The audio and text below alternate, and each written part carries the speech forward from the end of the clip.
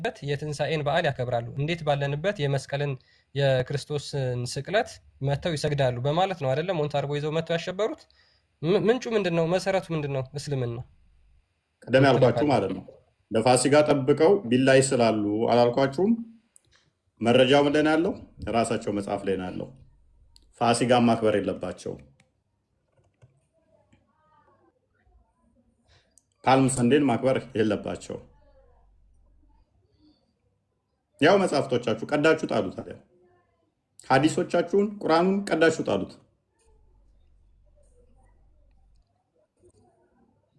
ስለዚህ ፋሲካን ጠብቀ የምታሸብረው ፋሲካ እንዳያከብሩ እኛ ባለንበት የሚል መጽሐፍ ስላላችሁ ነው። ለእኛ ክርስቶስ ታረደ፣ እናንተ ደግሞ ቤዛችሁ ማን ነው? እኛ ለእናንተ ቤዛ ነን። ልገባ ማለት ነው።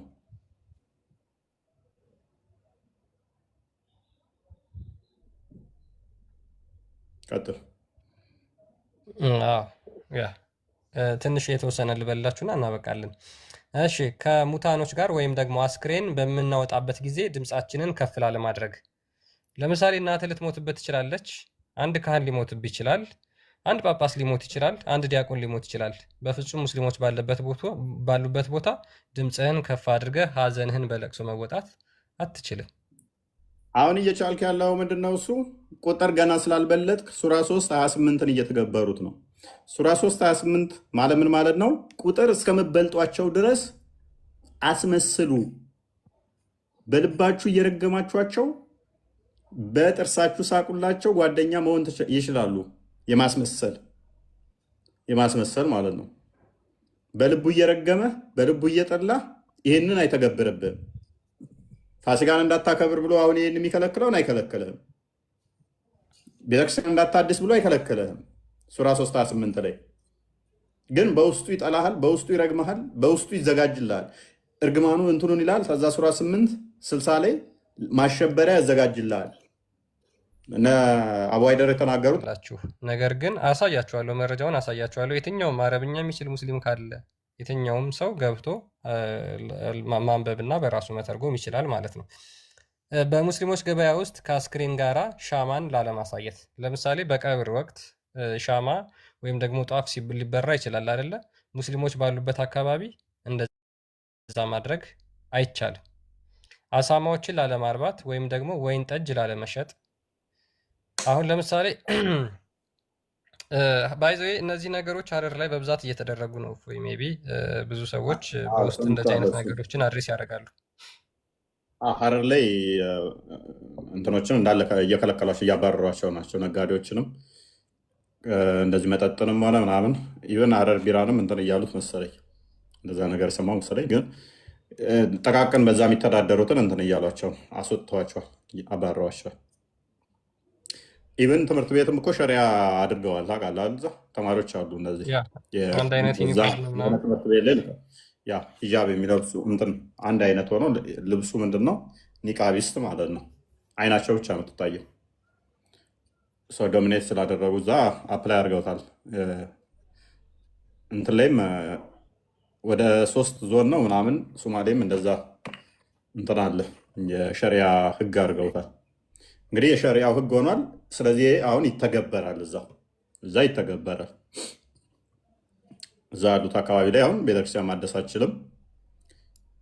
የሀረሩ አክቹዋሊ መድኃኔዓለም ቤተክርስቲያንም ብዙ እንትኖች አሉበት፣ ሽኩቻዎች አሉበት። ለማስፈረስ ብዙ እየጣሩ ነው። እንቅስቃሴዎቻቸው ብዙ እንትኑን ነስተውታል። አስቀድሞ ናሬሽኑን ተነጥቀን ቤተክርስቲያኑ መፍረስ አለበት። ጀጎል ግንብን ዘሆን ታሪካዊ እስልምና ለማድረግ እንቅስቃሴዎች ስላለ እዛ ውስጥ የመድኃኔዓለም ቤተክርስቲያን አይ ቲንክ ቆየው ካየሁት መድኃኔዓለም ቤተክርስቲያን መሰለኝ መግቢያው አካባቢ ላይ ያለ አለ፣ ምርጥ ቦታ አደባባይ አለ ፊት ለፊቱ። እሱም ቤተክርስቲያን ብዙ ነው እንቅስቃሴው እንዲፈርስ ያለው የሚደረገው። ታሪካዊ ቤተክርስቲያን አይ ቲንክ በአፄ ምኒልክ ጊዜ የተሰራ ምናምን ይመስለኛል። ረጅም በዩኔስኮም የተመዘገበ ነው። ነገር ግን እንዲፈርስ የማድረግ ስራዎች ተደጋጋሚ እንትን ይላሉ። ወደ ሸሪያው እዛ እየሄዱበት ስላለ ማለት ነው። የማሸበሩ ክርስቲያኑ አብዛኛው ለዘብተኛ ስለሆነ አገባን ያድርገው ምን አጨቃጨቀኝ አይነት ስታፍ ማለት ነው። እሱ ጋር ማይመጡለት ይመስለዋል። ጋይድ ያ እሺ ምን ይላል? ሽርክን በይፋ ላለማሳየት ይላል። አሁን እዚህ ጋር እንግዲህ ሽርክ የሚሉት ምንድነው? ለምሳሌ እኛ ክርስቲያኖች በስላሴ አማኞች ነን። ስላሴን ማመን ደግሞ እንደ እስልምና ሽርክ ነው። ስለዚህ ስለ ስላሴ መስበክ አይቻልም፣ ስለ ክርስቶስ መስበክ አይቻልም። ለእነሱ መስቀል ማሳየት ሽርክ ነው። ያንን ማድረግ አይቻልም፣ ሙስሊሞች ባሉበት አካባቢ በሸሪያ የምትተዳደሩ ከሆነ። እሺ ሰዎችን ወደ ሃይማኖታችን ላለመጋበዝ ወይም ደግሞ ላለመግባባት። ስለዚህ ይሄን እንግዲህ እነዚህ ናቸው ክርስቲያኖቹ ከሙስሊሞቹ ጋር በሸሪያ ስለሚተዳደሩ ይሄን ቃል ኪዳን የገቡት ማለት ነው። ጭንቅ ሆኖባቸው ሰው ምንድነው አንድ ክርስቲያን ሙስሊሞችን ወደ ክርስትና መጣራት አይችልም። ሙስሊሞችን ወደ ክርስትና መጣራት አይችልም። ሙስሊሞች በማረኩት ባሪያ ላይ መብት ላለመጠየቅ ሙስሊሞች ለምሳሌ የክርስቲያንን ባሪያ በጦርነት ይማርኩና የባክህ ያንን ልጅ ከተማረከ ወይም ደግሞ ሚስትህ ከተማረከች የባክህ መልስልን ብለን መጠየቅ አትችልም። ሚስትህ በጂሃድ ከተማረከች በጦርነት ከተማረከች መጠየቅ አትችልም። ሚስቴ መልስልኝ ብለን ኦልሬዲ የዛ ሰው ባሪያ ስለሆነች ማለት ነው። እሺ ከዘመዶቻችን መካከል ወደ እስልምና መግባት የሚፈልግ ሰው ካለ ላለመከልከል። ስለዚህ አንድ ለምሳሌ እህትህ ወንድም ሊሆን ይችላል ወደ እስልምና መግባት እፈልጋለሁ የሚል ካለ እባክህ ይሄ እውነት አይደለም እና እዚህ ተማርና እውነቱን እወቅ ብለህ መከልከል ወይም ደግሞ ማስተማር አትችልም ማለት ነው። ያንን ሙሉ ፍቃድ ሰጥተህ ወደዛ እንዲገባ ማድረግ ግዴታ አለብህ። እሺ በየትኛውም ቦታ ብንሆን የራሳችንን የተለየ ልብስ ለመልበስ። ይሄ ደግሞ ምንድነው? እንደ ዩኒፎርም ማለት ነው። ሙስሊሞች በሚኖሩበት ቦታ ላይ ክርስቲያኖች ዩኒፎርም ማድረግ አለባቸው። የራሳቸውን መለዮ ልብስ መልበስ አለባቸው። ለምሳሌ እናንተ ተማሪ ልትሆኑ ትችላላችሁ፣ ሰራተኛ ልትሆኑ ትችላላችሁ። ያ መታወቂያችሁ ነው፣ የተማሪነታችሁ የሰራተኝነታችሁ መለያ ነው ማለት ነው። ስለዚህ እነዚህ ክርስቲያኖቹ ደግሞ ከሃዲ ለመሆናቸው መለያ ዩኒፎርም ይበጅላቸውና ይሰጣቸዋል። እሱን ነው መልበስ ያለባቸው ሙስሊሞች በሚኖሩበት አካባቢ። እንቀጥል። በአለባበስ በጥምጥም በጫማ ወይም በፀጉር አሰራር ሙስሊሞችን ላለመምሰል። ስለዚህ ሙስሊሞችን መምሰል በየትኛውም አለባበስ በምናምን አይቻልም። ጫማቸውንም የእነሱን አይነት ማድረግ አይቻልም። አለባበሳቸውንም አጠማጠማቸውንም እነዚህና የመሳሰሉትን ነገሮች ማድረግ አይቻልም። እሺ በንግግራቸውም ላለመናገርና በቅጽል ስማችን ላለመጠራት። ለምሳሌ የክርስትና ስም ይኖራችኋል ሁላችሁም ብዬ አስባለሁ። ክርስቲያኖች ኦርቶዶክሳውያን ከሆናችሁ በተለይ የክርስትና ስም ሊኖራችሁ ይችላል። ወልደ ማርያም ሊሆን ይችላል። ለምሳሌ ኃይለ ኢየሱስ ሊሆን ይችላል ስማችን ማለት ነው። በዛ ስም መጠራት በፍጹም አይቻልም፣ በሸሪያ የምትተዳደሩበት አገር ከሆነ ማለት ነው። የጭንቅላታችንን የፊት ለፊት ፀጉር ላለመላጨት። ስለዚህ የግድ ከነሱ የፀጉር ስታይል ለመለየት አንተ የፊት ፀጉርህን ቁንጮ አድርገህ እነሱን መምሰል የለብህም ማለት ነው። ሌላው ምንድነው? ወገባችን ላይ የራሳችንን መታወቂያ ቀበቶ ለማሰር የውርደት ምልክት ስለሆነ ይሄ ጂዚያ ሲከፍሉ ምናምን የሚያሳዩት የራሳቸው የሆነ ቀበቶ አላቸው። እሱን ቀበቶ ታጥቀው ዘወትር መንቀሳቀስ አለባቸው። ይሄ እስልምና ነው። እንግዲህ ይሄ እስልምና ክርስቲያኖች እንዲኖሩበት እንዲተዳደሩበት የሰጠው ሕግ ነው። ይህንን ይዘው ነው እኛ ሰላም ነን፣ ክርስትና እስልምና የሰላም ሃይማኖት ነው እያሉ ክርስቲያኖችን በየቦታው ለማሸበር የሚጋጋጡት ማለት ነው። ስለዚህ ይሄ አይነት አስተሳሰብ ከማንም ጋር አያናኑራችሁ፣ ከማንም ጋር አያኗኑራችሁ። አሁን ህዝቡ የሚታለልበት በእናንተ የሚሸወድበት በእናንተ የውሸትና የሐሰት ፕሮፓጋንዳ የሚነዳበት ታይም አይደለም በፍጹም። ይሄ ኦልድ ስታይል ነው። አካሄዳችሁን ማስተካከል አትችሉም። አክቹዋሊ እናውቃለን። ምክንያቱም አስተምሮታችሁ ይሄ ስለሆነ አስተምሮታችሁ ውሸት፣ ፖለቲካ፣ ፕሮፓጋንዳ ማሸበር ስለሆነ። ስለዚህ ከዚህ አይነት አካሄድ ለመውጣት ብቸኛ ያላችሁ አማራጭ ምንድን ነው? ያላችሁበትን የውሸት ሃይማኖት የውሸት ትርክት ለቃችሁ መውጣት ብቻ ነው ማለት ነው። አሁን ያነበብኩላችሁ ይሄ መጽሐፍ ነው የኢብን ቀይም። በጣም ኦልሞስት ሁሉም ማለት ይቻላል ስኮላሮች ይህን መጽሐፍ ያምኑበታል፣ ጽፈውታል ማለት ነው። ይኸው ኢብን ቀይም አብደላ ኢብን ሙሐመድ ኢብን አቢበከር ኢብን ቀይም አልጃውዚ ሩሊንግ ኮንሰርኒንግ ዘ ፒፕል ኦፍ ኮቨናንት፣ ቃል የተጋባችኋቸው ሰዎች እንዴት ነው መኖር የሚችሉት የሚለውን መጽሐፍ በጻፈበት ላይ ቮሊዩም 3 ኢብኑ ተሚያም በተመሳሳይ ይሄንን እንትን ይለዋል። ኢብኑ ተሚያም ከዚህ የባሰ ነው እንጂ ያነሳዋል የሚያስቀምጠው። ኢብን ከሲርም በተመሳሳይ ያስቀምጠዋል። ይሄን ፓክት ኦፍ ኡመርን ካነበባችሁ በደንብ እዛ ላይ ግልጽ ያደርገዋል። ፓክት ኦፍ ኡመር ወይም ደግሞ ኢብን ከሲር ሱራ 9 ወይንም ደግሞ ኢብን ተይሚያ ወይንም ደግሞ ኢብን ቀይም አልጃውዚ እንዴት አድርገው ክርስቲያኖችን ማሰቃየት እንዳለባቸው፣ እንዴት አድርገው አፐራንድ ሲያገኙ ክርስቲያኖችን ማጥፋት እንዳለባቸው የሚናገር ነው። ለበለጠ መረጃ ክርስቲያንን ናይጄሪያ በሉና ምን ያህል ሰፈር እያደረጉ እንዳለ ቼክ አድርጉ። በየቀኑ 20 30 ካነሰ 100 200 ሰው በአንድ ቀን እየታረዱ ነው በየቀኑ እስከ ትናንትና ድረስ። ክርስትና በናይጄሪያ በሉና መረጃዎችን ቼክ አድርጉ። በየቀኑ ማለት ነው እስከ ትናንትና ድረስ ቼክ ማድረግ ትችላላችሁ። ያልሞቱበት ቀን የለም። ፐርዴ በትንሹ ከ20 ሰው በላይ ይሞታል ኦን አቨሬጅ ናይጄሪያ ላይ ክርስትና እንዴት ነው በሉና ቼክ አድርጉ። ኤኒዌይስ የሆነ ሰዓት ላይ ትንሽ እንደመወራት ተብሎ እንትን ብሎ ነበረ፣ ግን ምንም የቆመላቸው ነገር የለም። ትራምፕም የተወሰነ እንትን ብሎ ስቲል አልቆመም። የዓለም እንትን መንግስታት የተወሰኑ ንግግር እንደማደረግ ተብሎ ነበረ። ቪዲዮዎቻቸው ስታያቸው እንዴት እንደሚዘገንን አንገቶቻቸውን ሲቀነጥሷቸው አላሁ አክበር እያሉ እንዴት እንደሚዘገንን እና እሱ ከናይጄሪያው የሚለየው ምንድነው? እሱ ሲያርዷቸው እና ሲገሏቸው ብዛት ማታ ላይ ነው አይደል? ማታ ላይ ነው። እነኚህ ቀጥታ ቪዲዮ እየቀረጹ ነው የሚያርዷቸው። ቀጥታ እያሳዩ እንመጣላችኋለን እናንተንም እያሉ እየቀረጹ ነው የሚያርዷቸው።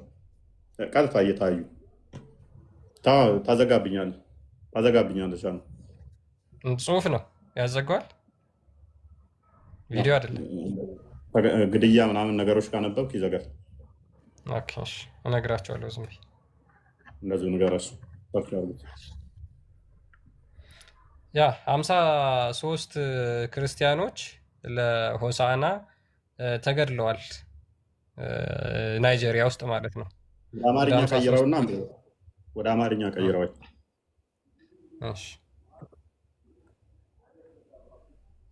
ሆሳዕና ማለት እንግዲህ አሁን ማለት ነው። በቃ በየቀኑ የሚገደሉት በየቀኑ አሁን የናይጄሪያ የቆመ ነው የሚመስላችኋል? በየቀኑ 20 30 ሰው የሚታረደው ፐርዴ ማለት ነው። ደግሞ የነሱ እንዲህ ካሜራ እየቀረጹ የሚያርዷቸው ማለት ነው። አላሁ አክበር እያሉ የሚያርዳቸው እየታዩ ያድስቶቹ እና የሆነ እንትን አለ እንትኖች ስማቸውን ላለመጥራት ነው ዲቴክት ስለሚያደርገው ቲክቶኩ እዛ አካባቢ ላይ ይታወቃሉ። በቃ ምስሉን ብዙም አታሳይ። ቀጥል። ይሁን እዚህ ፊት ለፊት ያለው ነው። በናይጄሪያ የክርስቲያን ጉግል ትራንስሌት ስለሆነ ነው። በናይጄሪያ የክርስቲያን አካባቢዎች በፓልም እሑድ ፓልም ሰንዴይ ማለት ነው በተፈጸሙ ጥቃቶች 53 ሰዎች ተገድለዋል። በአንድ ቀን እንግዲህ በአንድ ቀን አንተ ፓልም ሰንዴ ወይንም ደግሞ ሆሳዕናን አከብራለሁ ብለህ ስትሄድ እምሽክ ያደርገዋል።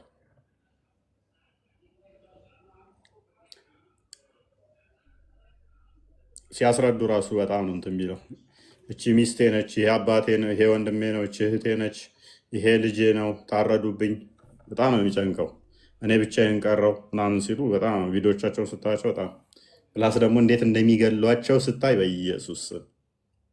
በኢየሱስ ስም ሴጣን በቃ ትክክለኛ እየሰራበት ያለበት ዘመን። እኔስ ለማንኛውም ነቃ በሉ፣ ነቃ ደንገጥ በሉ። ይህን አልካልናችሁ ዛሬ ክርስቶስ የተነሳበት ትንሣኤን መሰረት ያደረገ የተወሰነ እንበልበት።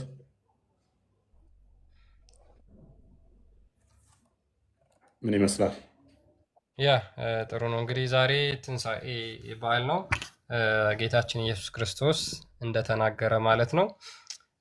እነሆ የሰው ልጅ ተላልፎ ይሰጣል፣ በካህናት በጻፎች እንደሚገደል እንደሚሰቀል ከተናገረ በኋላ እሱንም ደግሞ በሶስተኛ ቀን እንደሚነሳ ተናግሮ ነበር እና ያንን የተናገረውን ፈጽሞ እንደተነሳ መጽሐፍ ቅዱስ አራቱም ወንጌላት በግልጽ ሁኔታ አስቀምጠው ይገኛል እና ጌታችን ኢየሱስ ክርስቶስ ሞትን ድል አድርጎ ተነስቷል። በታላቅ ኃይል ተነስቷል። ጌታችን ኢየሱስ ክርስቶስ ማንም ያላደረገውን ሉክ እንግዲህ ክርስቶስ ኢየሱስ የተናገራቸው ያደረጋቸው ነገሮች በሙሉ እውነት መሆኑን የምናረጋግጥበት አንዱ ይሄ ነው። ክርስቶስ ኢየሱስ ምን ብሎ ተናግሯል?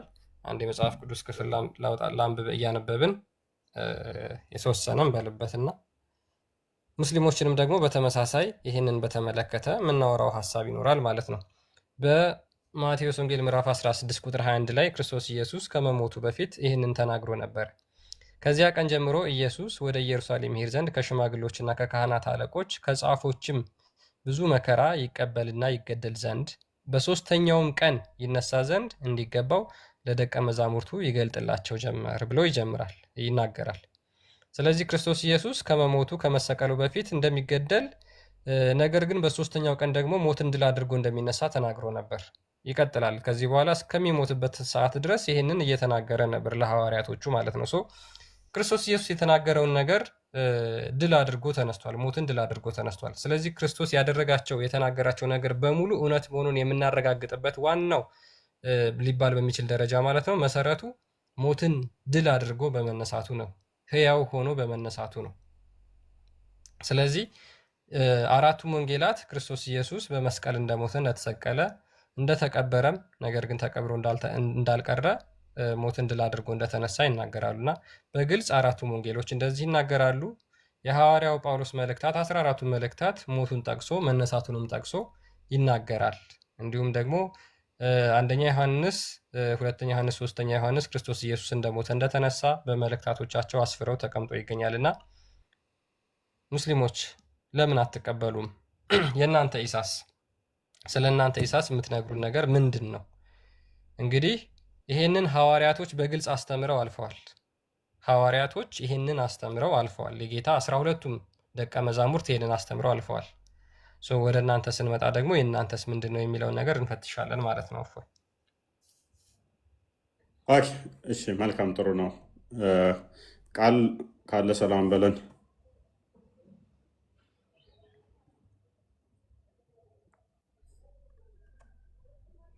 ቃል ይሰማል አለ የለውም? ሜይ ቢ ኔትወርክ አስቸግሮት ይሆናል። ኦኬ፣ ከድር እንዴት ነህ?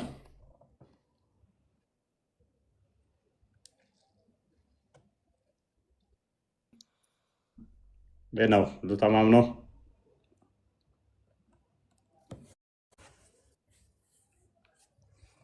አለን።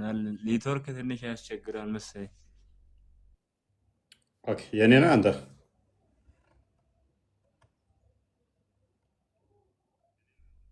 ድምፅ ትንሽ ይቆራረጥብኛል። ኦኬ፣ እሺ፣ የእሱ ነው መሰለኝ። አይ ቲንክ የከድር መሰለኝ። ያንተ ኖርማል ነው። ኦኬ፣ እሺ። ክርስቶስ እንደተናገረው ከመቃብር ተነስቷል። ሰው ትንሣኤን እኛ የምናምን ሞተን እንደምንነሳ የምናምን ክርስቶስ ተነስቷል፣ ሕይወትን ሰጥቶናል፣ ሞትን በሞቱ ገሎልናል ብለን እናምናለን። ሞተን አንቀርም እንነሳለን የሚለውን በተግባር አሳይቶናል እና በዛም እናምነዋለን። ነሲር ሙስሊም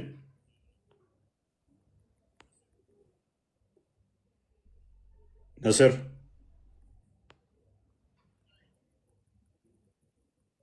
አስወጣሽ እንዳታስገባው ደግሞ።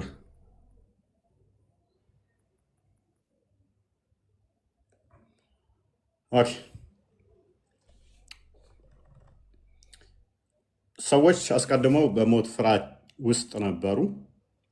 ከሞትን በኋላ እንነሳም የሚል ፍራቻ ነበራቸው። ስለዚህ ዝም ብለን መብላት መጠጣት ደግሞ ከበላን ከጠጣን እንዲሁ ሞተን እንቀራለን የሚል ነበረ እምነታቸው። ክርስቶስ ግን ሞተን እንደማንቀር እንደምንነሳ ማስተማር ብቻ ሳይሆን ያስተማረውን አድርጎ አሳየናል።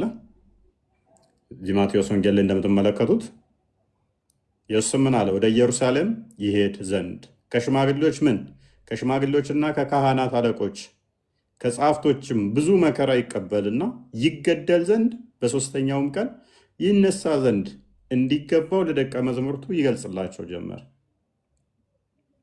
መከራ እቀበላለሁ፣ እገደላለሁ፣ በሶስተኛ ቀንም እነሳለሁ።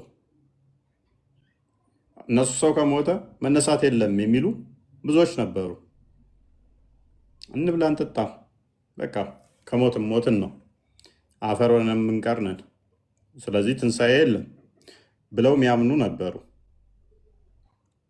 ብዙዎቻችንም ሞትን የምንፈራው እንደምንነሳ በደንብ እርግጠኛ ስላልሆን ሊሆን ይችላል። ሞትን የምንፈራው ትንሣኤን ካለማወቅ ሊሆን ይችላል። ትንሣኤን በደንብ የምታውቅ ከሆነ እንደምትነሳ የምታምን ከሆነ ሞት ዚስ ማች የሚያስፈራ አይደለም ማለት ነው። ወደ ተሻለው ዓለም የምትሄድበት ነው እየተባልክ ይህንኛውን ዓለም ብቻ ልወደው አይችልም ማለት ነው። ጥበብ ምዕራፍ 2 ላይ በደንብ ያስቀምጠዋል። ከሞትም ሞትን ነው፣ ተስፋም የለን፣ አፈር እንሆናለን፣ ማንም አያስታውሰን። ስለዚህ እንብላ እንጠጣ፣ በቃ እንደፈለገን እንስከር፣ እንጨፍር፣ እንደፈለገን እንኖር፣ ትንሣኤ የለንም ብለው ያምኑ ነበሩ። ኖ ትነሳላችሁ ሲል ክርስቶስ በስጋ መጣ።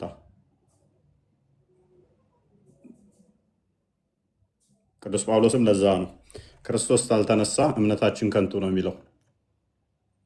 ትንሣኤ ለክርስትና፣ ክርስቶስ ሞትና ትንሣኤ ለክርስትና ልቡ ነው፣ ዋና መሰረታችንም ነው። እንነሳለን ስንል ህይወቱን ስለሰጠን ነው። ሞትን ሽሮ ህይወትን ስለሰጠን። ሞት በአዳም በኩል ገባ፣ ህይወት በክርስቶስ መጣ አይደል? አንደኛ ቆሮንቶስ ምዕራፍ 15 በጣም ወደው ክፍል ነው፣ አንብበው። ንጽጽሩ በጣም ደስ ይላል። ጀምሮ ላንብብላቸው እስከ 15 አካባቢ። እኔ ደግሞ እሺ ከ20 ጀምሮ ወንድሞች ጽሁፍ ይመቸኛል። እሺ ያ አንደኛ ቆሮንቶስ ምዕራፍ 15 እንግዲህ ሐዋርያው ጳውሎስ ስለ ክርስቶስ ኢየሱስ ትንሣኤ ስለ ምስክሮቹ በደንብ የተናገረበት ያብራራበት ክፍል ነውና ላንብብላችሁ። ወንድሞች ሆይ የሰበኩላችሁ ደግሞም የተቀበላችሁት በእርሱም ደግሞ የቆማችሁበት በእርሱም ደግሞ የምትድኑበትን ወንጌል አሳስባችኋለሁ አለ። ስለዚህ የሚድኑበትን ህይወት የሚያገኙበትን ወንጌል ሊነግራቸውን ሐዋርያው ጳውሎስ ከክርስቶስ ኢየሱስ የተቀበለውን ጌታ የነገረውን ጌታ የገለጸለትን ያንን ወንጌል ሊናገር ነው። ያ ደግሞ ህዝቦች፣ ሰዎች የሚድኑበት፣ ክርስቲያኖች የሚድኑበት ነው። ከዛ ውስጥ ምንድነው? ክርስቶስ ኢየሱስ ከሙታን ተነስቷል የሚለው ነው ማለት ነው። ያ የሚያድን ወንጌል ስለሆነ ምን አለ? በከንቱ ካላመናችሁ በቀር ብታስቡት በምን ቃል እንደሰበኩላችሁ አሳስባችኋለሁ። እኔ ደግሞ የተቀበልኩትን ከሁሉ በፊት አሳልፌ ሰጠኋችሁ፣ እንዲህ ብዬ መጽሐፍ እንደሚል ክርስቶስ ስለ ኃጢአታችን ሞተ ተቀበረም፣ መጽሐፍ እንደሚል በሶስተኛውም ቀን ተነሳ ብሎ ይናገራል። ቀጥለዋለሁ። ክርስቶስ ኢየሱስ አስቀድሞ ምንድን ነው? የሰው ልጅ ነፍሱን ለብዙዎች ቤዛ ሊሰጥና ሊያድን እንጂ ለሌላ አልመጣም ብሎ ክርስቶስ ኢየሱስ ይናገራል። ሰዎችን ለማዳን ራሱን ቤዛ ሊያደርግ ነበር የመጣው። ነገር ግን እሱም ደግሞ በሶስተኛው ቀን እንደሚነሳ በጣም በተደጋጋሚ ተናግሯል። ክርስቶስ ኢየሱስ በምሳሌ ነግሯቸዋል። ለምሳሌ ዮናስ በአሳ አንበሪ ሆድ ውስጥ 3 ሌሊትና 3 ቀን እንዳደረ እንዲሁም ደግሞ የሰው ልጅ በከርሰ መቃብር ውስጥ 3 ሌሊትና 3 ቀን ያድራል ብሎ ያ የዮናስን ምልክት እንኳን ተናግሮ ነበር እና ክርስቶስ ስለ ሞቱ፣ ስለ መቀበሩ፣ ስለ ትንሣኤው እንደተናገረ መጽሐፍ ቅዱስ ይናገራል። ሐዋርያውን ጳውሎስ ደግሞ ጨምሮ ይህንን ይነግረናል ማለት ነው። እንደተነሳ መጽሐፍ እንደሚል በሶስተኛው ቀን ተነሳ፣ ለኬፋም ታየ፣ በኋላም ለ12ቱ፣ ከዚያም በኋላ ከ500 ለሚበዙ ወንድሞች በአንድ ጊዜ ታየ። ከእነርሱም የሚበዙት እስካሁን አሉ፣ አንዳንዶች ግን አንቀላፍተዋል ይልና ከዚያ በኋላ ለያዕቆብ በኋላም ለሐዋርያት ሁሉ ታየ። ያ ክርስቶስ ኢየሱስ እንግዲህ ከመቃብር በታላቅ ኃይል ከተነሳ በኋላ ከትንሣኤው በኋላ ማለት ነው ለሐዋርያቶቹ ለ40 ቀን በተለያየ አጋጣሚ ታይቶላቸዋል። በተለያየ አጋጣሚ ብርሃነ ትንሣኤውን ገልጦላቸዋል እና ያንን እየነገረን ነው። ከሁሉም በኋላ እንደ ጭንጋፍ ለመሆን ለእኔ ደግሞ ታየኛል። እዚህ ጋር ትሁቱ ሐዋርያው ጳውሎስ ትህትናውን በዚህ ልክ ነው በነገራችን ላይ የሚገልጸውና ከሁሉ በኋላ እንደ ጭንጋፍ ለመሆን ለእኔ ደግሞ ታየኝ። የሐዋርያ ሥራ ምዕራፍ 9ን ካነበባችሁ ክርስቶስ ኢየሱስ ለሐዋርያው ጳውሎስ እንዴት እንደተገለጸለት ስለሚናገር ማለት ነው። እና ክርስቶስ ኢየሱስ አናግሮት ነበር ሐዋርያው ጳውሎስን። ክርስቶስ ከትንሣኤ በኋላ ካረገ በኋላ ለሐዋርያው ጳውሎስ ደግሞ ተገልጾለት ነበር እና ያንን እየነገረን ነው። እኔ ከሐዋርያት ሁሉ የማንስ ነኝና የእግዚአብሔርን ቤተ ክርስቲያን ስላሳደድኩ ሐዋርያት ተብዬ ልጠራ የማይገባኝ። ተመልከቱ የሐዋርያው ጳውሎስን ትህትና ማለት ነው። አስቀድሞ እንግዲህ ክርስቲያኖችን የሚያሳድድ ቤተክርስቲያን የሚያፈርስ ነበረ። ክርስቲያኖችን በኢየሱስ ስም እንዳይናገሩ የሚናገር ነበረ፣ የሚያዛቸውም ነበረ እና ነገር ግን ጌታ ኢየሱስ ክርስቶስ ከተገለጸለት በኋላ የትንሣኤውን ብርሃን ካሳየው በኋላ በፍጹም ልቡ ታዞ ወንጌልን መስበክ ስራ አድርጎ ነበር ማለት ነው እና ያንን እየነገረን ነው። ነገር ግን በእግዚአብሔር ጸጋ የሆንኩ እኔ ነኝ፣ ለእኔም የተሰጠኝ ጸጋ ከንቱ አልነበረም። ከሁላችሁ ይልቅ ግን ደከምኩ። ዳሩ ግን ከእኔ ጋር ያለው የእግዚአብሔር ጸጋ ነው እንጂ እኔ አይደለሁም። እንግዲህስ እኔ ብሆን እነርሱም ቢሆኑ እንዲሁ እንሰብካለን፣ እንዲሁም አመናችሁ። ክርስቶስ ከሙታን እንደተነሳ የሚሰበክ ከሆነ ግን ከእናንተ አንዳንዶች ትንሣኤ ሙታን የለም እንዴት ይላሉ ይላል። እንግዲህ ትንሣኤ ሙታን የለም የሚሉ ነበሩ። አሁን አንደኛው ይሄ የአንደኛ ቆሮንቶስ የተጻፈበት ምክንያት ምንድን ነው? ክርስቲያኖች ሆነው ነገር ግን ወንጌል ተሰብኮላቸው በትንሣኤ ሙታን ያላመኑ ነበሩ። አስቀድሞ አህዛብ የነበሩ፣ አስቀድሞ ሃይማኖት የሌላቸው የነበሩ፣ ጣዖት አምላኪያንም የነበሩ፣ ነገር ግን በትንሣኤ ሙታን የማያምኑ ነበሩ እና ያን አስተሳሰባቸውን ይዘው ቀጥለው ነበረ። እሱን ሊገስጻቸው ይህን መልእክት ጽፏል። ክርስቶስ ከሙታን እንደተነሳ የሚሰበክ ከሆነ ከእናንተ አንዳንዶች ትንሣኤ ሙታን የለም እንዴት ይላሉ? ትንሣኤ ሙታን እስከሌለ ክርስቶስ አልተነሳማ። ክርስቶስ ካልተነሳ እንግዲህ ስብከታችን ከንቱ ነው፣ እምነታችን ደግሞ ከንቱ ናት። ደግሞም ክርስቶስን አስነስቶታል ብለን በእግዚአብሔር ላይ ስለመሰከርን ሐሰተኞች የእግዚአብሔር ምስክሮች ሆነን ተገኝተናል። ሙታን የማይነሱ ከሆነ እርሱ አላስነሳውም እያለ ስለ ትንሣኤ ሙታን እንዳለ ክርስቶስም እንደተነሳ እንደዚህ ይነግራቸዋል። ሙታን የማይነሱ ከሆነ ክርስቶስ አልተነሳማ። ክርስቶስ ካልተነሳ እምነታችሁ ከንቱ ናት፣ እስካሁን ድረስ በኃጢአታችሁ አላችሁ። እንግዲያስ በክርስቶስ ያንቀላፉት ደግሞ ጠፍተዋል። በዚች ሕይወት ብቻ ክርስቶስን ተስፋ ያደረግን ከሆነ ለሰው ሁሉ ይልቅ ምስኪኖች ነን። አሁን ግን ክርስቶስ ላንቀላፉት በኩራት ሆኖ ከሙታን ተነስቷል። ሞት በሰው በኩል ስለመጣ ትንሣኤ ሙታን በሰው በኩል ሆኗል።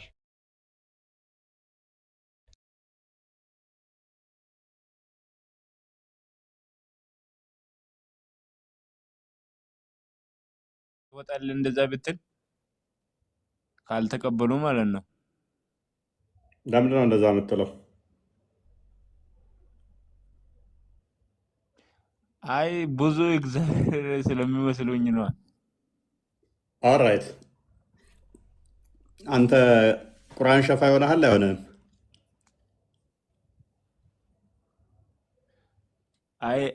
አይሆነኝም። ኦኬ ጥቁሩ ድንጋይ ሸፋ ይሆናል አይሆንም?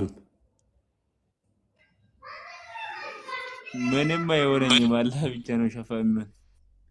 መሐመድ ሸፋ ይሆናል አይሆንም? የቱ ጋር ነው ሸፋ ሆናለሁ ያለ? እጅግ በጣም ብዙ ቦታ ላይ ሐዲሶቹን አትቀበላቸውም? ሱራ 651 ላይ አላህ ሸፋ ይሆናል አይደል?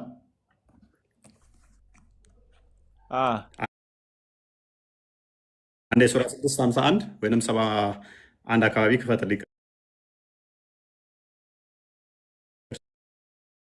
ማለት አማላጅ ማለት ነው።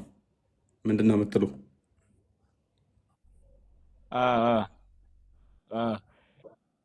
አንብበው እስኪ 51 አንብበው።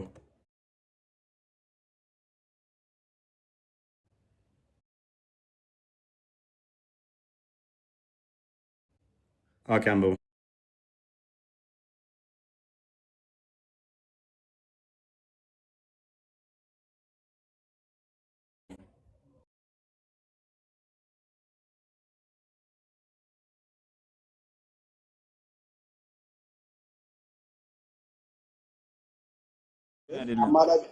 አማላጅ ማለት አንዱ ከአንዱ ጋር ለምኖ የሚሆን ብቻ የሚያስታርቅ ማለት ነው። አማላጅ ማለት ለምሳሌ እኔ እናንተ ብንጣላ እንደምንም አማላጅ ልላክ የሚያስታርቅ እንዴት እሺ፣ እንደምንም የሚያስታርቅ ያ አማላጅ ልላክ ወይ ይባላል።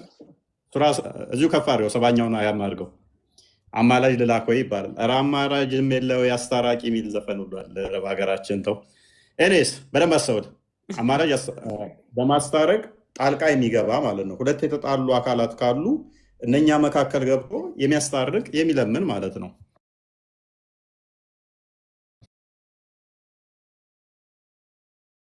ራሱ ይለምናል ማለት ነው። ራሱ ከራሱ ጋር ምን ማማለድ ለምን አስፈለገው? ኦኬ እንደዚህ ይላል። ራሱ ከራሱ ጋር እነዚያንም በሃይማኖት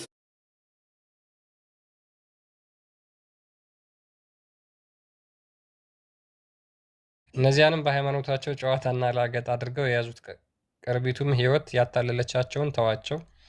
በእርሱም ነፍስ በሰራችው ሥራ እንዳትጠፉ አስታውስ። ለእርሱ ከአላህ ሌላ ረዳትና አማላጅ የላትም። ስለዚህ እንደ ቁርአናችሁ አላህ ረዳታችሁ ነው፣ አንድ አማላጃችሁም ነው፣ ሁለት ቡሃሪ 74 ነኝን ክፈተው አንዴ ክርስቲያን። እሺ ኧረ ተው ተው፣ እሱን ተው። ይሄ በቂ እኮ ነው። እኔ ደግሞ ልጨምርልህ። የአረብ ጋዜጣ ትከፍታለህ እንዴ? የአረብ ጋዜጣ ደስ ይላል። ቁርአንም አለ አይዞህ። ቡሃሪ 74:39 ነው አይደል? መጀመሪያ አካባቢ መሰለኝ። እስኪ ዝቅ አድርገው። on the day of Allah and messenger shall we see our በሰርች ላድርገው በእንትን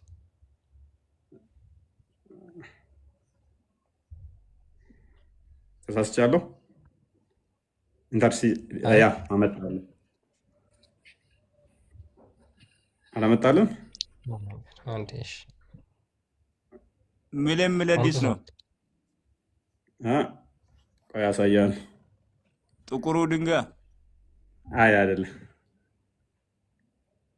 ያው እሱ እያሳየኝ እኮ ነው። the angels the prophet what ኢንተርሲድ እንደሚያደርገው አንብበው። እሺ ምን ይላል? then the prophet ነቢያቶች and the angels መላእክቶች and the believers will intercede ያማልዳሉ። ከዛ በኋላ የመጨረሻው ምልጃ ደግሞ የአላህ ምልጃ እንደሆነ ይናገራል። ይሄን አዲስ ትቀበላለህ አትቀበልም? አረ የራሱን ማን ነው ያወራ? የነዲስ ማን ይመስላል? ማን ነው? አሳየው ማን እንደሆነ። ዝም ብዬ ወረቀት ሁላ የመጣ ሊቀበል ቡሃሪ ነው። ቡሃሪ የት አውቀዋለሁ? ቁርአን ውስጥ ቡኻሪ የሚባል የለም፣ ቡሃሪ የሚባል የለም። ስለዚህ አትቀበለውም አይደለ እንዴ? ግዴታ አይደለም መቀበል። አትቀበለውም ማለት ነው። ኦኬ። ስለዚህ ሐዲሱ ላይ ግን ምልጃ አለ አይደለ? ነቢያቶች ያማልዳሉ፣ ጥቁሩ ድንጋይ ያማልዳል፣ መላእክቶች ያማልዳሉ። አትቀበላቸውም? ቁርአን ላይ የለም። አትቀበላቸውም?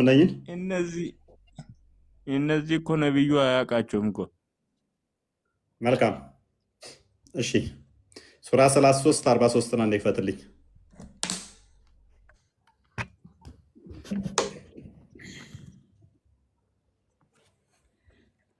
ነብዩ አያውቃቸውም። ደስ ይላል። ነብዩ ማያውቃቸው ክፍሎች አሉ። ነብዩ ካላወቃቸው ለምንድን ነው እንትን የምትሉት? እኔ አሁን ሰላት አለ ወይ ብትለኝ፣ አዎ አለ። ለአላህ ስገድ፣ ለአላህ ይረድ ይላል። አመጣልሃለሁ። አንብበው። እሺ ይሄንን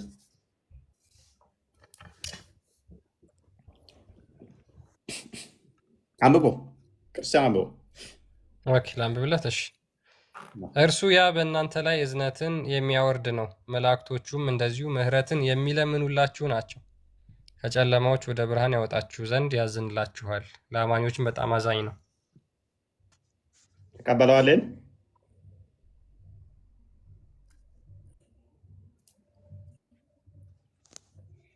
ከድር መላእክቶቹም ብርሃን የሚለምኑላችሁ ናቸው። እንደሚለምኑላችሁ እሰማለሁ። ትቀበላለህ ይሄን? ምን እርሱ ያ ለእናንተ አልሰሙትም እኮ ምን ይላል? አንብበው ድገምና ክርስቲያን። እሺ እርሱ ያ ለእናንተ በእናንተ ላይ እዝነትን የሚያወርድ ነው፣ መላእክቶቹም እንደዚሁ ምሕረትን የሚለምኑላችሁ ናቸው። ከጨለማዎችም ወደ ብርሃን ያወጣችሁ ዘንድ ያዝንላችኋል። መላእክቶቹ ምሕረትን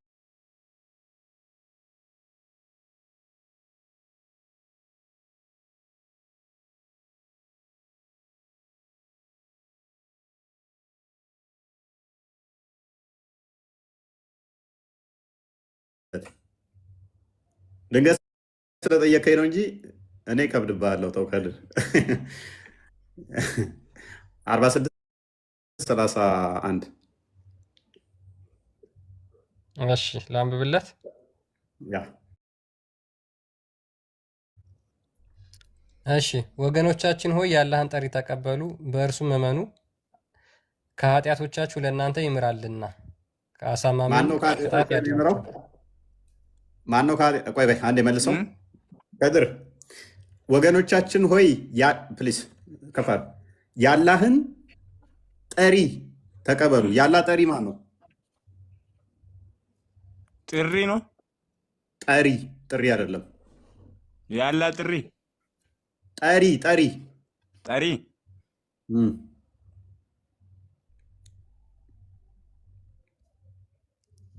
ስላላ የሚጠራችሁ ጠሪ ማን ነው? ስትል ለአንብቦ ውስጥ እንደገና ሙሉ አንብበው። ጠሪ ነው ወይስ ምንድን ነው? ጥሪ ነው ጠሪ? እኔ አልገባኝ። ጠሪ የአላህን ጠሪ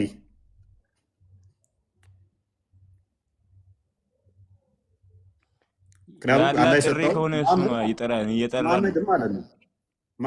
አላህማ አይጠራህም። በመሐመድ ነው የሚጠራ። መሐመድ ነው የሚጠራ። መሐመድን ተቀበል እያለ ነው። እሱ እኮ እንደመጣበት ነው እንጂ የአላህ ጠሪ እያለ እኮ ነው።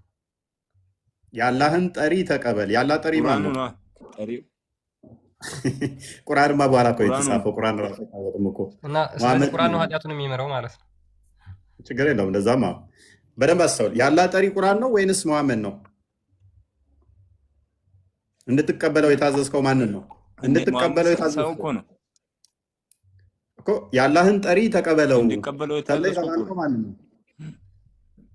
የአላህ ጠሪ ማን ነው? የአላህ ጠሪ ማን ነው? የራሱ ነው ቁርአን።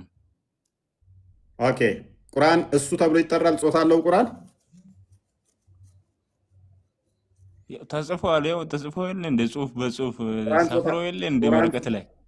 እሺ ቁርአን ጾታ አለው። አንተ ተብሎ እሱ ተብሎ ይጠራል ቁርአን።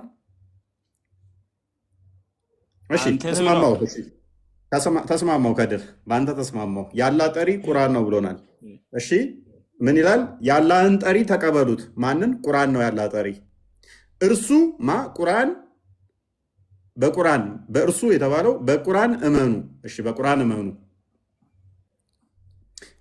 ቁርአን ከኃጢአቶቻችሁ ለእናንተ ይምራልና ከአሳማሚ ቅጣትም ያድናችኋልና። ቁርአን ከኃጢአት ይምርሃል? ቃሉ የንግግሩ የአምላክ የእንትን ስለሆነ ቁርአኑ ይምርሃል። እናመሰግናለን። በደንብ አስተውሉ። አላህ አለ፣ ቁርአን አለ። አላህ አንተ ተብሎ እንደሚጠራው ቁርአንም ምን ተብሎ ይጠራል? አንተ ተብሎ ይጠራል። ፐርሰን ሆኖ ማለት ነው። እንደገና ደግሞ ኃጢአት መማር ይችላል። አላህ አንተ ተብሎ እንደሚጠራው ሁሉ ቁርአንም ቃሉ አንተ ተብሎ ይጠራል። ፐርሰን ሆኖ ኃጢአትም ይምራል። ሃው መኒ ፐርሰን ዱ ዩ ሃቭ? ሁለት። አላህ አለ፣ ቃሉ ቁርአን አለ። ስንት አካል አላህ አለ? አሚን ስንት አካሎች አሉ? ሁለት አካሎች አሉት ማለት ነው። የምታመልካቸው አንተ ተብለው የሚጠሩ የምታመልካቸው ሁለት አማልክት እያመለክ ነው ማለት ነው። እናመሰግናለን። ስለዚህ አንተ ጋር ሲመጣ እንደዚህ ይሆናል። ለምን ምስቀው? አረ የለም እንደዛ የሚባል የለም። አንተ እኮ ነው ያልከኝ ቁርአን ነው ብለህ ያላ ቁርአን ኡፎና ንግግሩ ሁለት ነው እንዴ? እኔና አላህን እያመሳሰልከን ስለሆነ እናመሰግናለን። ሱራ 16:74 ላይ ነው እንደዚህ 70 አካባቢ ላይ አላህ ለአላህ ምንም ቢጤ የለውም ምሳሌ አትስጥ ቢለም አንተ ከኔ ንግግር ጋር የአላህም ንግግር እንደኔ ድምፁ እንደኔ ከሆነ እንደኔ ዝርው ከሆነ በአየር ላይ የሚፈስ ከሆነ የአላህ ቃልም ንግግሩም እናመሰግናለን። አላህ ፍጡር ነው ማለት ነው። አይደለም መልስልኝ እንጂ ቀጥታ ይቼ ወይ ከክርስትና ይወጣል እንደዛ አይነት ሰው? እንዴት አይነት ሰው? እሺ አንድ ብቻ በሸፋ የማያምን ሰው አንድ ልስ እመልስልሃለሁ። እሱ ሱራ 5:35 አንዴ ክፈተው። ሱራ 5:35 ኢንቴንሽን ምንድን ነው? እሱ አሁን በምልጃ ላምንም ስትል እመጣበታለሁ። አንዴ 5:35 ይህን ክፍል አንብብና ሲፈስረው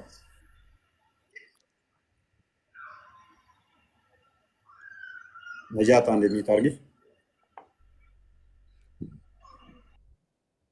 እናንተ ያመናችሁ ሆይ አላህን ፍሩ፣ ወደ እርሱም ወደ ማን ነው? እርሱ የተባለው ማን ነው? እርሱ ነው። ማን ነው እርሱ? እናንተ ያመናችሁ አላህን ፍሩ፣ ወደ እርሱም መቃረቢያን ፈልጉ ይላል። እርሱ የተባለው ማን ነው? እርሱ የተባለው ማን ነው? እሱ ራሱ ነው። እርሱ የተባለው ማን ነው? እሱ ራሱ አላህ ነው ብለው። ኦኬ አላህ ወደ አላህ መቃረቢያን ፈልጉ ይላል። ምን ማለት ነው? መቃረቢያ ማለት ሰላት ነው። ሰላት የሚለውን አሳየኝ። እዚህ ጋር ኬታ መጣው አይደለም። እዚህ ጋር ከ114ቱ ምዕራፍ ውስጥ መቃረቢያ ማለት ሰላት ነው የሚለውን አሳየኝ። እኛ የምንቀርብበት እንደዛ ነው። በሰላት ነው አይልም። ኤኒዌይስ ታያስካየ ነጃት ምን አልሽ? ነጃት ውጣ እያለች ነው። አልቻልክም። ውጣ። ነጃት አእምሮ የላትም።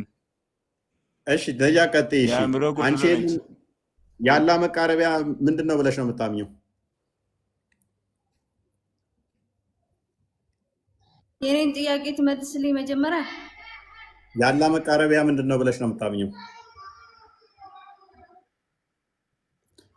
ሙሐመድ ያመንደኛል ጥያቄን ትመልስልኛለህ ወይ እያልኩ ነው። ተጠይቂያለሽ። ሙሐመድ ሸፋ ይሆንሻል? አዎ። ጥቁሩ ድንጋይ ሸፋ ይሆንሻል? አዎ።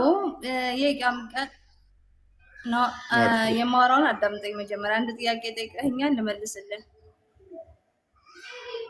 ሸፋ የሚሆኑሽን እሺ፣ ከሌ እንደዚህ ሸፋ ይሆኑኛል። እሺ ሸፋ የሚሆኑሽን እነኚህ ሸፋ ይሆኑኛል በይና ቀጥይ። እሺ እኔ በመጀመሪያ ልንገር፣ የተጻፈ ነገር እናንተ የምታመጡትን ማንኛውንም ነገር አልቀበልም። ሁሉንም የተጻፈ ነገር እውነት ነው ብዬ አልቀበልም። የማውቀውን ብቻ ነው የምቀበለው ማለት ነው። ስለዚህ ጭንቅላትሽን ብሎክ ካደረግሽው ካደምን አንቺ የምታውቂውን ደግሞ ተረት ተረት ከሆነ እኛን መዝነዋለና ቀጥይሽ። ተረት ተረት አይደለም። አንተ የፈለከውን ልትጠይቀኝ ትችላለህ፣ ያኔ እኔም ደግሞ ልጠይቀህ እችላለሁ። ግን ደግሞ አረበኛ ተጽፎ ወደ አማርኛ የተተረጎመ ሁሉንም እኔ አልቀበልም እያልኩ ነው። ሁሉም የሰው ልጆች ስህተት አለባቸው። ያኔ አይደለም ፊደል ላይ በተግባር ለራሱ የሆነ ስህተት የሚሳሳቱ ሰዎች አሉ። ያኔ የተጻፈ ነገር በሙሉ እውነት ነው ብለህ እንደ ማስረጃ ማቅረብ አንተ አትችልም። ነጃት ስህተት አለ ካልሽ እኮ የራስሽን ጥያቄን ስመልስልህ ደግሞ አዎ ረሱል ሰለላሁ ዐለይሂ ወሰለም አማላጃችን ናቸው።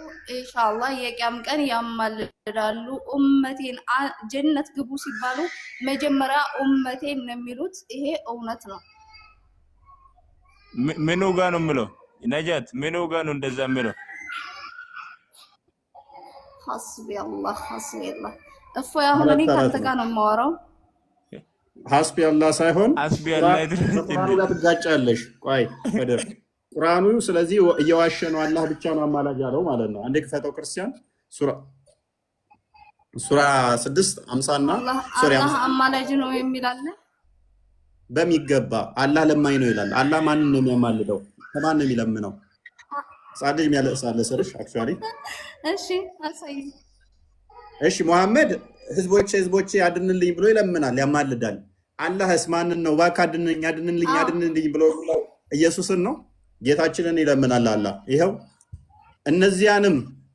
እነዚያንም ከእርሱ ሌላ ረዳትና አማላጅ የሌላቸው ሲሆኑ ወደ ጌታቸው መሰብሰቢያን የሚፈሩትን ይጠነቀቁ ዘንድ በእርሱ አስፈራራ ይላል።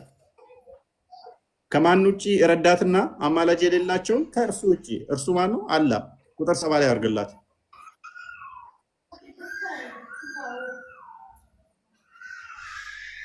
ድምፅ በጣም አለ። አንድ ደቂቃ ያለቅሳሉ። ኦኬ፣ እንደዚህ ይላል። እነዚያንም ሃይማኖታቸውን ጨዋታና ላጋጣ አድርገው የያዙትን ቅርቢቱም ሕይወት ያታለለቻቸው ተዋቸው፣ ወጣች።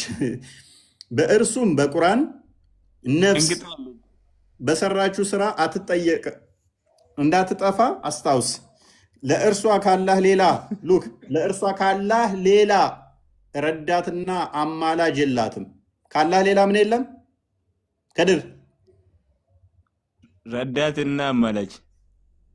አንተ አሁን ቁርአኑ እንዳይጋጭብህ ነው አዲሱን አልቀበልም ብለሽ የመጠጥከው።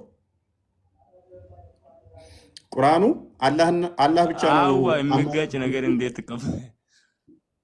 ስለዚህ ባንች ኦፍ መረጃን ትክዳለህ ማለት ነው። ነብይ ተናገረ ተብሎ በቡሃሪ በሙስሊም በአቡዳውድ በአናሳይ የተለያዩ ኪታቦች ላይ ያሉት እንዳለ ውድቅ ይሆናሉ። እናመሰግናለን። ኤኒዌይስ ቅድም ባመጣሁልህ ላይ ቁርአን ላይ ሱራ 35 አልታዘዙም፣ እንድጻፉ ተብሎ አልታዘዙም። ለዛ ነው ይሰማል። ስለዚህ ያ እኛ ጋር ምልጃ ጸሎትና ምልጃ ለሰው ሁሉ እንዲደረግ ታዟል። ስለታዘዘ የመጽሐፍ ቅዱስ አስተምሮ አንቀበልም ማለት አይቻልም። ክርስቶስ ሲናገር ብትወዱኝስ ቃሌን ጠብቁ ብሏል። ክርስቶስን እወዳለሁ የሚል ካለ እሱ የሰጠውን አስተምሮ በሙላት መቀበል ግዴታ ነው። ስለዚህ ይሄ ፓርቶችን ነጥዬ አልቀበልም፣ እንደዚህ ያልካቸውን አልቀበልም ማለት አይቻልም።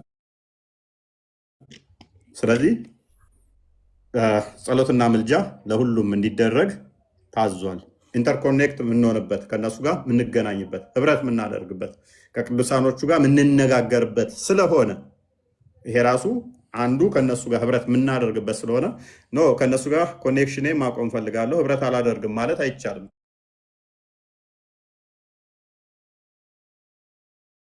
ክርስትና በራሱ ህብረት ስለሆነ ማለት ነው። ያንን ህብረት እኔ በመጠስ ፈልጋለሁ ማለት አይችልም። አንዱ ተነስቶ ይሄ ትክክል አይደለም አልፈልግም ማለት አይችልም። አስተምሮቱ ስህተት ነው ማለት አይችልም። በራሱ ጸሎት ማድረግ ይችላል። አማሉኝ ብሎ ሳይል መጸለይ ይችላል። ነገር ግን ስህተት ነው አያስፈልግም ብሎ ማለት ግን አይችልም። አማሉኝ ማለት ይችላል፣ ግን መለመን ይችላል። አለመቀበልስ አልቀበልም አስተምሮቱን ማለት ግን አይችልም። ምክንያቱም ትእዛዙ ከላይ ስለሆነ በራሱ ይችላል፣ መጸለይ ይችላል። አልቀበልም ማለት አይችልም። ሎክ አማልዱም እነሱን አማላጅነት አልቀበልም ማለት አይችልም። ነገር ግን በራሱ መጸለይ ይችላል። አማልዱኝ ሳይል መጸለይ ይችላል። መፍቱ ነው። ኢንቴንሽንህ ነው የሚወስነው ማለት ነው። በራሱ መለመን ይችላል። ነገር ግን አያማልዱም አይራዱም ብሎ ማለት ጌታ ያዘዘውን ትእዛዝ መካድም ስለሆነ እንደገናም ደግሞ እነሱ ከኛ ጋር ኮሚኒኬት የሚያደርጉትን አያደርጉም እያለ እየተከለከለ ስለሆነ ምክንያቱም እኛ የተጠመቅን እንዳለ ክርስቶስን ለብሰናል። ያ ክርስቶስን የለበስነው ደግሞ የሚሞት ሙታን አይደለንም። እኛ ሕያዋን ነን። ሕያዋን እንደመሆናችን ደግሞ ይሄ በቦዲ ውስጥ ያለነው ብቻ አሁን ያለን ብቻ አይደለንም። እነሱ እንደ ደመና የከበቡን ሐዋርያ ቅዱስ ጳውሎስ በዕብራውያን ምዕራፍ 12 ቁጥር 1 ጀምሮ እንደሚናገረው እንደ ደመና ከበውናል ይላል። እንደ ደመና እነኛ የከበቡን ከእነሱ ጋር ኮሚኒኬት እናደርጋለን። ስለዚህ ኮሚኒኬት ስለምናደርግ ያ ቅዱሱ መንፈስ በውስጣችን ያለው አንድ ስጋ አንድ አካል አይሚን ያ የበላ ነው የጌታን ስጋ በበላን ወቅት ላይ ከእነሱ ጋር ኮሚኒኬት እናደርጋለን። አንድ አድርጎናል ማለት ነው። አስተሳስሮናል። በማይታየው ረቂቁ እግዚአብሔር መንፈስ በውስጣችን ባለው አንድ ሆነናል፣ ኮሚኒኬት እናደርጋለን ማለት ነው። ያ ኮሚኒኬሽን ነው አያስፈልግም ብለህ መቁረጥ አትችልም ማለት ነው። አንዱ ብልት ሲጎዳ ሌላኛው እንደሚታመም ሁሉ፣ ስለዚህ አይ ይሄንኛው ብልት ይቆረጥ አያስፈልግም ማለት አትችልም። በራስ ግን ጸሎት ማድረግ ትችላለህ። ግዴታም ነው እኮ አንተ ራስ የታዘዝከው እኮ ስለ ሌሎችም ጸሎት እንድታደርግ ነው። በደንብ አሰቡ። አንተ ስለ ሌሎችም ጸሎት እንድታደርግ ታዘህ ነው። አያስፈልገኝም የነከሌ አያስፈልግም ሚል ንትርክ ውስጥ ለምን ትገባለህ? ስለ ሌሎችም እኮ አንተ ጸሎት አድርግ ተብለሃል እኮ። ከራስ አልፈ አይደለም ስለ ቅዱሳኑ ወይንም ደግሞ በክርስትና ያሉ ማህበረሰቡና ከክርስትና ውጭ ያሉት ለጠላቶችህ እንኳን ለሚያሳድዱህ እንኳን ጸሎት አድርግ ተብለህ ታዘህ ኖ አያስፈልግም ለነሱ ለምን አደርግላቸው ለምን ጸሎት የሚደረግላቸው ብለህ መካድ አትችልም። ምክንያቱም ጸሎት አድርግላቸው ስለተባልክ ማለት ነው። ጸሎት ላታደርግ ትችላለህ እኮ እሱ ስንፍናህ ነው። ለሚያሳድዱ፣ ለሚረግሙ፣ ለሚያባርሩ፣ ቤተሰቦችን ለገደሉ ጸሎት ላታደርግ ትችላለህ። ነገር ግን ጸሎት መደረግ የለበትም ማለትና አለማድረግ ልዩነት አለው። ሜይ ቢ ካገኘኸኝ ከድር ጸሎት ላታደርግ ትችላለህ። ጸሎት እንድታደርግ ግን ታዛለህ። ገብቶኛል። ላታደርግ ትችላለህ። ነገር ግን መደረግ የለበትም ማለት ግን አድርጉ የሚለው መቃወም ነው። መቃወም ስለሆነ ነው። ቀጥር ክርስቲያን። የሚራዱ መላእክቶች ናቸው። ምልጃን በተመለከተ ፎይ የተናገረውን የሚያጠናክር የመጽሐፍ ቅዱስ ክፍል አንድ ላንብብልህ።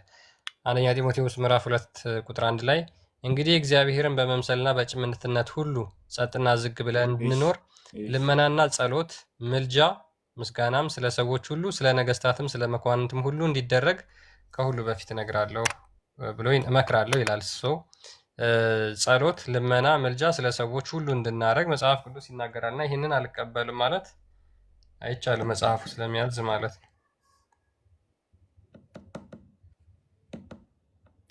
ያ ወደ ቶፒኩ መልሰውና ምን ላይ ነበር ጠፋኝ። ያ ስለ ትንሣኤ ነበር እያወራን የነበረው። ሜቢ እስኪ ሐዋርያቶች እኛ ክርስቶስ ኢየሱስ ከሙታን ተነስተዋል ብለው ሰብከዋል። የኢሳስ ተከታዮች ምንድን ነበር ስብከታቸው የሚለው ሙስሊሞችን እንጠይቃቸው። እፎይ ያ የኢሳ ከሐዋርያቶቹ ሱራ 3:52 ላይ አንድ ቼክ አድርገው። ሱራ 3:52 ሱራ 111 እስከ 113 የኢሳ ደቀ መዛሙርቶች አሉ ሐዋርያቶች የሚባሉ። ምንድን ነው የሰበኩት? ምን ብለው ነው ያስተማሩት? ስለ ኢሳ ምን ብለው ሰብከዋል? እሱን ብታሳዩት የሚል ቃል አቶ ነው። ተውሂድን አግኝተሃል? ግን ተውሂድ የሚል ቃልን አግኝተሃል? ቁርአን ላይ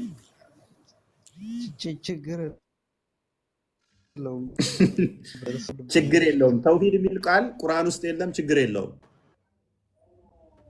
የቸገረው ግን ስላሴ የሚል ቃል ፈለጋ ነው መጽሐፍ ቅዱስ ላይ። ተውሂድ የሚለው ቃል እምነቱ የእሱ የተመሰረተበት ግን ቁርአን ውስጥ የለም፣ ችግር የለውም። ተውሂድን በሶስት ከፍሎ ያምናል። ተውሂድ አልአስማኡ ወሲፋት፣ ተውሂድ አልሩቡቢያ፣ ተውሂድ አልኡሉሂያ ብሎ ያምናል። እንኳን ከቁርአን ከሐዲስ ሊሰጠን አይችልም፣ ግን ችግር የለውም። ግን ያምናል። በዚህ ግዴታ ነው ማመን ብሎ ያምናል። አይ ጭንቅላት ኤንኤስ ቶፒኩ ላይ ግባው ብራዘር። ያ የማያዋጣ ጥያቄ ነው። ምን ሆነ ነው ጠይቃለህ? ችግር የለውም። አሁን ቶፒኩ ላይ ግባ። እሺ ሙሐመድ፣ አጠር ያለ እና ቀጠን ያለ ጥያቄ ነው የጠየቅኩ። ያን ያህል የሚከብድ አይመስለኝም። ኢሳ ተከታዮች አሉት ብለህ ታምናለህ? አላህ አለኝ አለ። ኧረ ሚውት አታድርጉ። ለጠይቀው ትመልሳለህ ሙሐመድ? ውልቅ አሉ። አንዳችሁ አትመልሱ። አንድ ሙስሊም እኔ አይ ወንደር ይሄንን የሚመልስ ካለ አንድ ሙስሊም ይሄንን መመለስ የሚችል የኢሳ ሐዋርያቶች ይሄንን አስተምረዋል ብለው አንድ ሙስሊም መመለስ የሚችል አለ?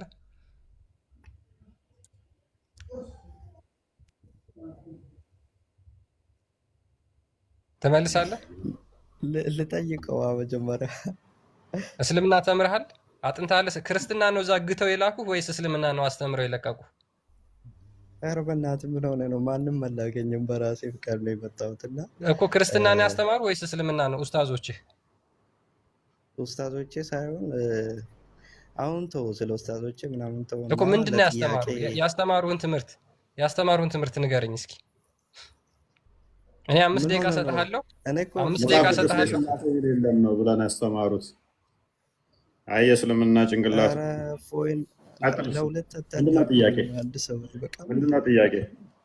ምንድነው ጥያቄ? እንግዲህ መጀመሪያ ጠይቄ ነበረ። ያው ሥላሴ እንዴት ነው የተረዳችሁት ለማለት ያክል። መልካም ኦኬ። እሺ ሚውት አድርግ። ሥላሴን እንዴት ነው የተረዳችሁት? መልካም ሥላሴን እኛ የተረዳ ነው። ሥላሴ የሚል አስተምሮ ምንድን ነው እሱ የሚለውን የክርስቲያኑ አረዳድ ምንድን ነው? አብ ወልድ መንፈስ ቅዱስ እንዲህ ብለን የተረዳ ነው። አብ ወልድ መንፈስ ቅዱስ ብለን ተረዳን። አብ አባት ማለት ነው።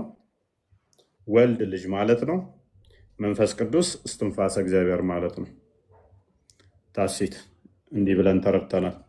ስለዚህ ክርስቲያኖች እኛ ሥላሴ ብለን ስንል ምን እያልን ነው? አብ ወልድ መንፈስ ቅዱስ እያልን ነው። ሙስሊሞችስ ተውሂድ አልአስማኡል ሲፋት፣ ተውሂድ አሩቢያ፣ ተውሂድ ኡሉሂያ ብላችሁ ስትሉ ምንድን ነው የተረዳችሁት? አይደለም አንተ ወደ ትዊል ለመጣ በቃ አብ ወልድ መንፈስ ቅዱስ ማለት ነው እንዴ ሥላሴ? አይደለም። ምንድን ነው እሱ? ያደርግልኛ ምን ሆነ ነው? አደረግኩት።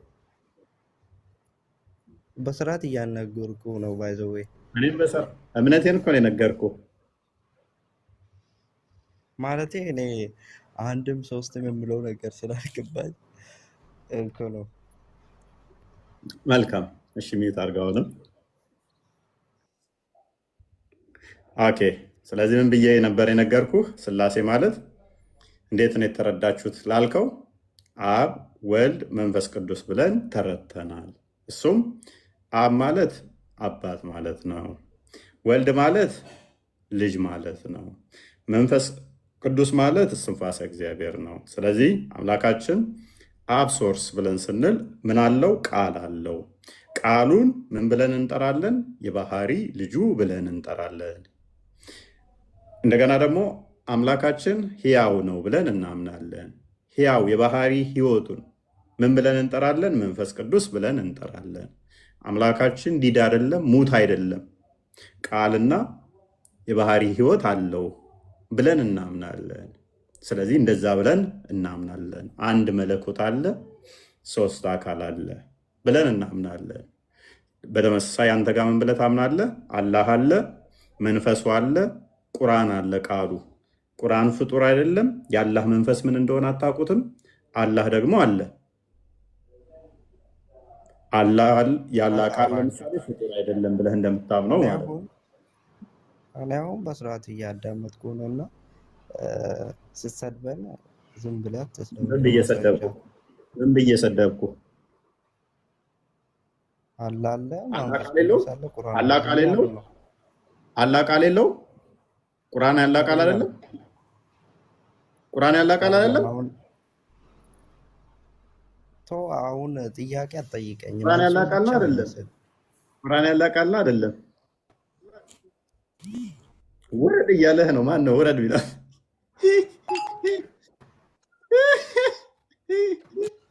እነዚህ ሰዎች እኮ እያበዱ ነው። እፎይ በቃ የሚያምኑትን ነገር ራሱ ከአንተ አፍ ሲወጣ ስድብ እየመሰላቸው እኮ ነው። ቁርአን ያለ ቃል ነው ማለት ስድብ ነው ሆነ ደግሞ። ይሰማል ድምፄ? ኔትወርክ ተሰራ። መሐመድ ይሰማል ድምፄ? መሐመድዬ አንድ ጥያቄ አሁን ስጠይቅ እኔም ግራ አለኝና የኔም ጥያቄ ስለሆነብኝ ነው። አንድም ሶስትም እንዴት ነው የተረዳችሁት ብለሃል። አላህ አንድ ነው ትላላችሁ። አንድን ደግሞ ተውሂድ ደግሞ ማለት አላህን አንድ ማድረግ ዩኒፊኬሽን ኦፍ ዋንነስ ነው እና አንድ የሆነን አካል እንዴት ነው አንድ የምታደርገው? ይህንንስ እንዴት ተረዳችሁት? ይህስ እንዴት ገባህ አንተ? አንድ ነገር አንድ ከሆነ እንዴት ነው ወደ አንድ የምታመጣው? ወደ አንድ ማድረግ የሚል ትምህርት የምትሰጠው? ይቅርታ፣ ይህን እንዴት የገባህ አንተ? ላውራ አስረዳኝ። አውራ፣ ይህንን አስረዳኝ ነው አይደለም እኔ